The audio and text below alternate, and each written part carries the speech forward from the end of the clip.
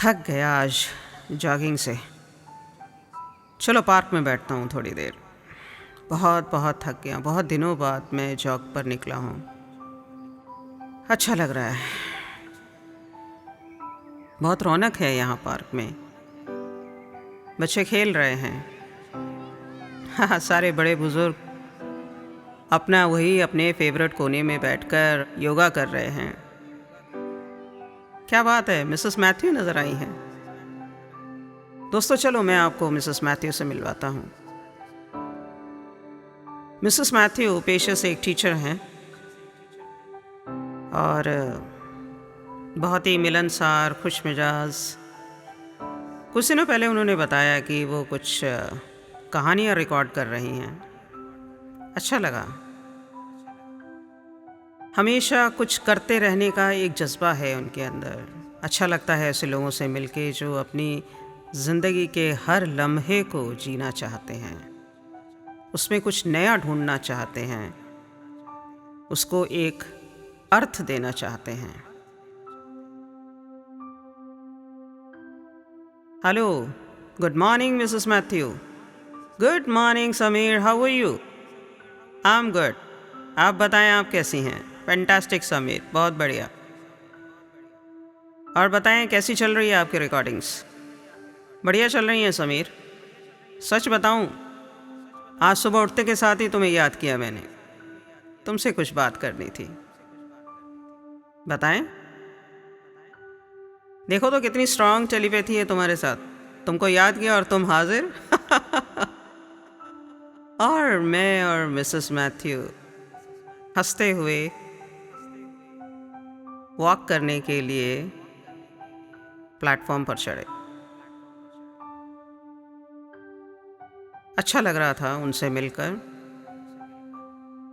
लेकिन कुछ था ऐसा जो वो कहना चाह रही थी और वो शायद कुछ समय मांग रही थी मुझसे उस बात को कहने के लिए। लेकिन हम आदत से मजबूर, हम तो बात करने का बहाना ढूंढ लेते हैं। बताइए कैसे याद किया आपने हमें? हाँ समीर, बताती हूँ। आजकल एक दिक्कत पेश आ रही है। मैं रिकॉर्डिंग के लिए जाती हूँ, मेरी कहानी तैयार होती है, हफ्ता भर एक कहानी पर काम होता है, मैं वहाँ पहुँचती हूँ। पता नहीं क्या होता है समीर, माइक्रोफोन के आगे पहुँचते ही मेरी कहानी बदल जाती है। मैं तैयार कुछ करती हूँ और वहाँ जाकर कहानी कुछ और बन जाती है। अरे ये तो बहुत अच्छी बात है। इसका मतलब आप बहुत क्रिएटिव हैं, एकदम ऑन द स्पॉट आप तैयार कर लेती हैं। अरे नहीं समीर, ऐसी बात नहीं है। ये जो हो रहा है इससे मुझे अब डर लगने लगा है। क्यों मिसेस मैथ्यू, आपको डर किस बात का? आपकी रिकॉर्डिंग्स तो बढ़िया चल रही हैं, आपकी कहानियाँ तो हिट हो रही हैं। हाँ समीर, कहानियाँ हिट हो रही हैं, लेकिन फिर भी ये जो हो रहा है मेरे साथ, ये गलत हो रहा है। मुझे अब अपने आप से डर लगने लगा है। डर किस बात का? आप बताएंगे कि आप डर को कैसे डिफाइन करेंगी? डर इस तरह का कि मुझे ऐसा लग रहा है मैं अपनी ज़िंदगी में फ़ैसले लेने से भी अब कतराने लगी हूँ। जैसा तुम्हें मालूम है, बच्चे बड़े हो गए हैं, उन लोगों को सेटल करना है, उन लोगों को उनकी मंजिलों तक पहुंचाना है और उसके लिए मुझे अपने आप में बहुत से फ़ैसले लेने हैं। और ये जो मेरे अंदर एक अनोखी चीज़ पनप रही है, बन रही है, इजाद हो रही है, यह ठीक नहीं है। मैं पूरा एक हफ्ता लगाती हूँ एक कहानी पर, दिन रात मैं उस कहानी पर सोचती हूँ, काम करती हूँ, उन कैरेक्टर्स को मैं जीती हूँ और फिर उनको जाकर उस माइक्रोफोन के आगे उस स्टूडियो में मैं उस कहानी को बयां करती हूँ। लेकिन जब मेरी कहानी बदल जाती है ना समीर, तो मुझे बहुत तकलीफ़ होती है। मेरा इस पर नियंत्रण नहीं है। ऐसा लग रहा है जैसे सब कुछ हाथ से छूटता जा रहा है, कुछ भी मेरे पास नहीं है। मैं अपने आप को बहुत बहुत खाली सा महसूस करने लगी हूँ। पता नहीं क्यों, ऐसा क्यों हो रहा है। तुमसे इसी सिलसिले में बात करना चाहती हूँ। अरे ये तो बहुत अच्छी बात है। जब हमें लगे कि हमारे अंदर खालीपन महसूस हो रहा है तो सबसे अच्छा तरीका है कि उस खालीपन को किसी अच्छी चीज़ से भर दिया जाए। ये तो बहुत बढ़िया बात है। लोग तो अपने अपने पिछले दर्द को, अपनी पिछली परेशानियों को लेकर सारी ज़िंदगी जिए जाते हैं मिसेस मैथ्यू। ये तो बहुत अच्छी बात है कि आप खालीपन महसूस कर रही हैं। और या it is great, come on fill it up. उसको भरना शुरू कीजिए। उसको अच्छी चीज़ों से भरिए ना, अच्छी भावनाओं से, अच्छे जज्बातों से। कुछ करने की और करने की कोशिश कीजिए, बनेगा ना। नहीं समीर, आप समझ नहीं पा रहे हैं समीर। मैं ये कहना चाह रही हूँ, ये जो फीलिंग है यह मुझे डरा रही है। डर अपने भविष्य को लेकर है। अब मेरा भविष्य कहीं ना कहीं मेरे बच्चों के भविष्य पर भी असर डालता है। फैसले नहीं ले पा रही हूँ, बहुत कमज़ोर पड़ गई हूँ और समझ नहीं आ रहा है कैसे अपनी बातों पर, अपने फैसलों पर मैं टिकी रहूं। न जाने क्या हुआ है, बहुत बहुत कमज़ोर सी हो गई हूँ। कुछ हाल में हुआ ऐसा मिसेस मैथ्यू? कुछ बताएंगे आप जहाँ पर आपको लगा कि आप कुछ और कर सकती थी और कुछ और हो गया? क्या बताऊँ?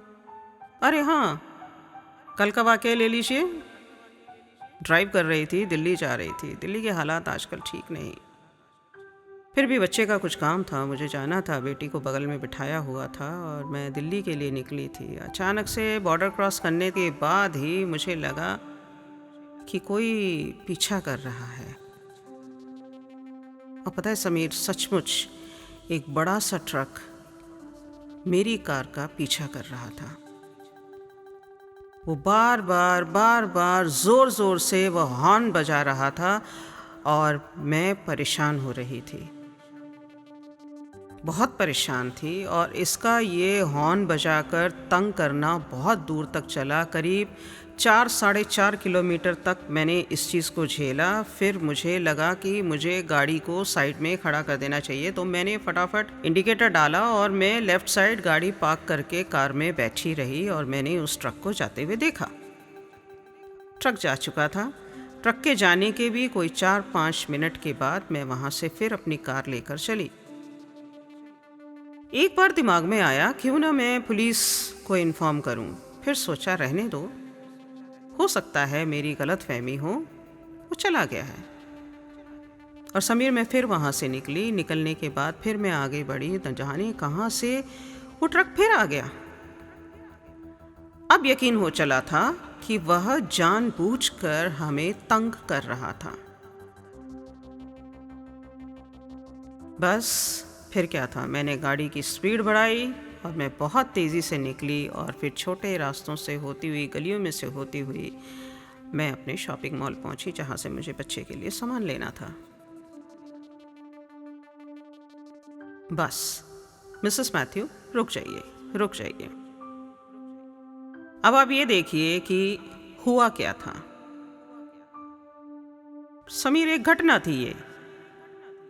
देखिए, इस घटना के बाद क्या हुआ, मुझे गुस्सा आया। क्यों?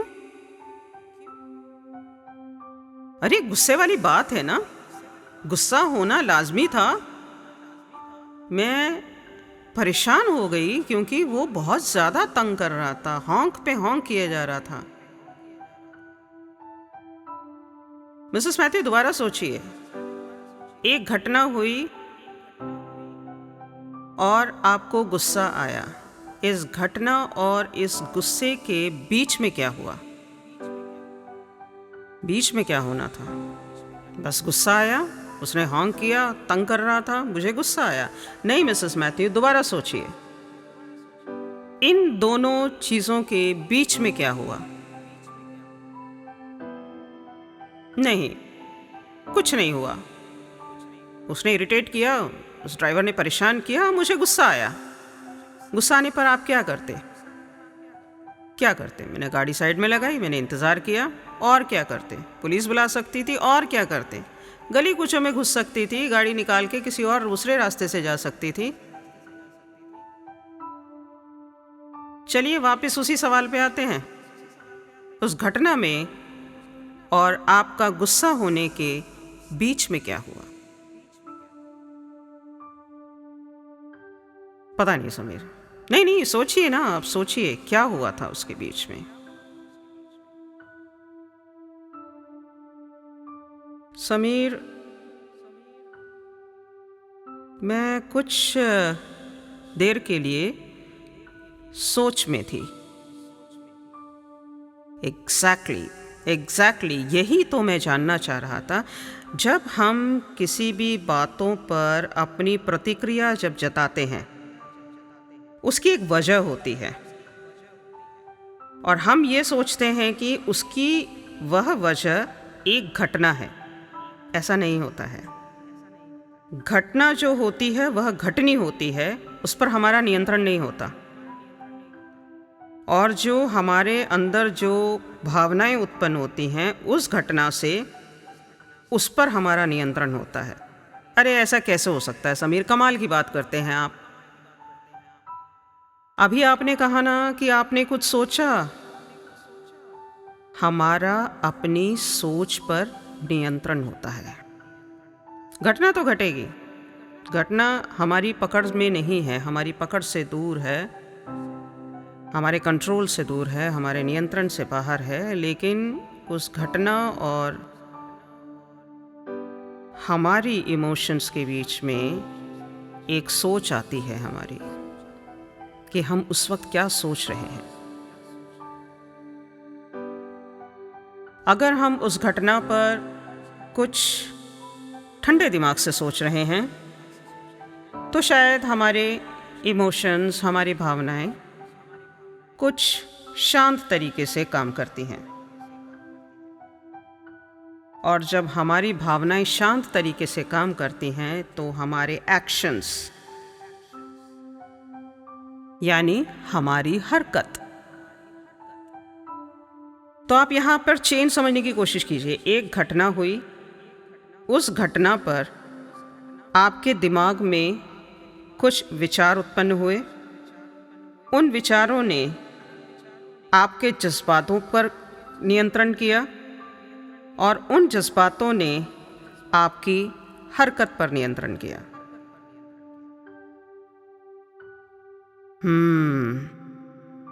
सही कह रहे हैं समीर आप। और शायद इसी वजह से हम समझ नहीं पाते हैं कि हमारी जो सोच है वह हमारी भावना को और हमारी हरकत को नियंत्रित करती है। ये तो मैंने सोचा ही नहीं। कमाल की बात है। लेकिन एक बात बताओ, ये जो तुमने अभी मेरे साथ डिस्कस किया, इस बात का मेरी इस परेशानी से क्या संबंध है? सोचिए मिसेस मैथ्यू, थोड़ा सा सोचिए ना। ओके। सही, बिल्कुल सही पकड़े समीर, आप बिल्कुल सही पकड़े। मैं एक हफ्ता कहानी पर काम किया। चलिए मैं भी कड़ियाँ जोड़ती हूँ। मैंने एक हफ्ता कहानी पर काम किया, मैंने दिन रात उस पर मेहनत करी। मैं घर से निकली स्टूडियो के लिए, ड्राइव करते हुए भी मैं उसी कहानी के बारे में सोचती जा रही हूँ। वहाँ पहुँचती हूँ, उसके बाद मेरे दिमाग में कुछ और बातें आने लगती हैं और मैं उस कहानी को छोड़कर एक दूसरी कहानी सुनाती हूँ। ये जो दूसरी बातें जो आने लगती हैं, ये बेसिकली अब मैं समझ पा रही हूँ क्या है। सचमुच दूसरी बातें यही होती हैं। बच्चा घर पहुँच गया, फाइनेंशियल इश्यूज़ हैं जिनको हैंडल करना है, टैकल करना है। बहुत सारी घर गृहस्थी की बातें, न मालूम कितनी बातें उतनी सी देर में दिमाग में आ जाती हैं। बस वो छोड़ के हम और दूसरी भावनाओं में बह जाते हैं। सही कहते हैं समीर आप। घटनाओं पर हमारा नियंत्रण नहीं, हमारी सोच पर हमारा नियंत्रण है। और हमारी सोच हमारी भावनाओं को नियंत्रित करती है और हमारी भावनाएं हमारी हरकत को नियंत्रित करती हैं। कमाल है। Thank you Sameer. ज़िंदगी के लिए एक बहुत बड़ा पाठ मिला है मुझे।